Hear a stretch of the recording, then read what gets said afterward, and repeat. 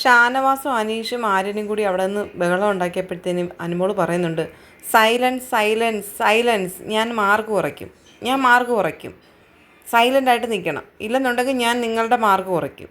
Colour ഒരു മാനദണ്ഡമായിട്ട് എടുക്കരുതെന്ന് അനീഷ് പറയുന്നുണ്ട്. കാരണം ഓറഞ്ച് കളറിനും മാംഗോയ്ക്കും ഓറഞ്ചിനും കളറുണ്ട്, പക്ഷേ ലെമണിന് കളറില്ലാത്തതാണ്. അപ്പോൾ അതുകൊണ്ട് കളർ ഒരു മാനദണ്ഡമായിട്ട് എടുക്കരുതെന്നാണ് അനീഷ് പറയുന്നത്. സാബുമാൻ പറയുന്നുണ്ട്, നമ്മൾ ക്വാണ്ടിറ്റി നോക്കിയിട്ട് അങ്ങോട്ട് പോവാം മാഡം. അന്നേരം ഇത് നോക്കി എന്ന് പറയുന്നതാണ്. ആദ്യം ഇരുന്നത് ഓറഞ്ച് ജ്യൂസ് നോക്കി എന്ന് പറയുന്നുണ്ട്. അപ്പം രണ്ടാമത്തെ നോക്കാൻ വേണ്ടി സാബുമോൻ കിടന്ന് ബഹളം ഉണ്ടാക്കുന്നത്. അപ്പോൾ അനുമോൾ പറയാം, സാർ എന്തു ഈ പറയുന്നത്, സാറിന് കേൾക്കാൻ വയ്യോ?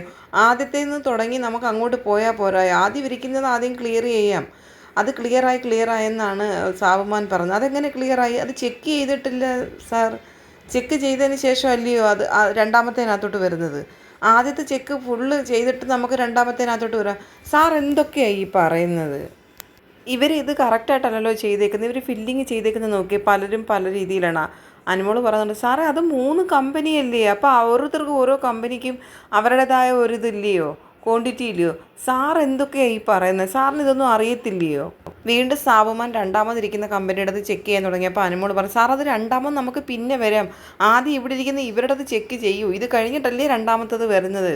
ഒരു കമ്പനിയുടെ ഫുള്ള് ചെക്ക് ചെയ്യേണ്ട, ആദ്യം എല്ലാ കമ്പനിയുടെയും ടേസ്റ്റ് ചെക്ക് ചെയ്യാം, എന്നിട്ട് ക്വാണ്ടിറ്റി ചെക്ക് ചെയ്യാം, അങ്ങനെ ചെക്ക് ചെയ്യാമെന്നാണ് സാബുമാൻ പറയുന്നത്. പക്ഷേ അനുമോൾ പറയുന്നത് ഒരെണ്ണം കംപ്ലീറ്റ് ഒരു കമ്പനിയുടെ ചെക്ക് ചെയ്ത് മാറ്റി വെച്ചതിന് ശേഷം അടുത്ത ആളിൻ്റെ എടുത്താൽ മതി എന്നാണ് പറയുന്നത്. അപ്പം എല്ലാവരുടെയും ടേസ്റ്റ് ചെയ്യുന്നത് ഒരുപോലെ എങ്ങനെ അറിയാൻ പറ്റുമെന്ന് ചോദിച്ചപ്പം സാബുമാൻ പറഞ്ഞു, അതിന് വേറെ മാർഗ്ഗമുണ്ട്, നിങ്ങൾക്ക് ഇതിൻ്റെ ഒന്നും കഴിവില്ലാത്തത് കൊണ്ടാണ് നിങ്ങളുടെ ഇന്നലത്തെ എല്ലാം ഫ്ലോപ്പായി പോയെന്ന് സാബുമാൻ പറയുന്നുണ്ട്. എന്ത് ഫ്ലോപ്പായെന്ന്? അങ്ങനെ ഫ്ലോപ്പായിട്ടാണോ ഞാനിവിടെ ഇരിക്കുന്നത്? ഇന്നലെ ഫ്ലോപ്പായെങ്കിൽ ഞാൻ എങ്ങനെ ഇവിടെ ഇരിക്കുന്നത്? എനിക്ക് പകരം വേറെ ആരെങ്കിലും ഇരുന്നേനെ. ജിഷ്ണ എങ്ങനെ ഔട്ടായി പോയത്? അനുമോൾ പറയുന്നുണ്ട്, ആദ്യം ഓറഞ്ചിൻ്റെ കഴിയട്ടെ. അപ്പം സാബുമാൻ പറയാം, അങ്ങനെ ഓറഞ്ചിൻ്റെ ആദ്യം കഴിയണ്ട. അന്നേരം അനുമോൾ പറയാണ്, ഇയാൾ എന്തൊക്കെയാണ് ഈ പറയുന്നേ? എല്ലാം കൂടെ ഒരുമിച്ച് നോക്കാൻ പറ്റത്തില്ല, ഓരോന്നും ഓരോ കമ്പനിയുടേതാണ്.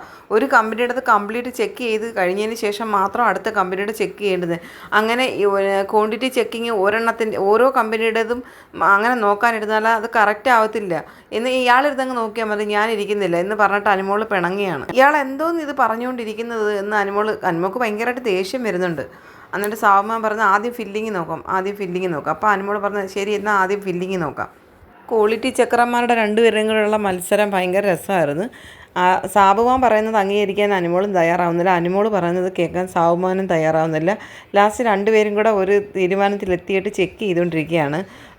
ലാസ്റ്റ് ചെക്കിങ്ങിനകത്ത് തന്നെ ഇവർ ഒരാൾ പറയുന്ന ക്വാളിറ്റി ചെക്ക് ചെയ്യാം, ഒരാൾ ക്വാണ്ടിറ്റി ചെക്ക് ചെയ്യാമെന്ന് പറയുന്നു, ഒരാൾ ലീക്കേജ് ഉണ്ടോ എന്ന് ആദ്യം ചെക്ക് ചെയ്യാമെന്ന് പറയുന്നു.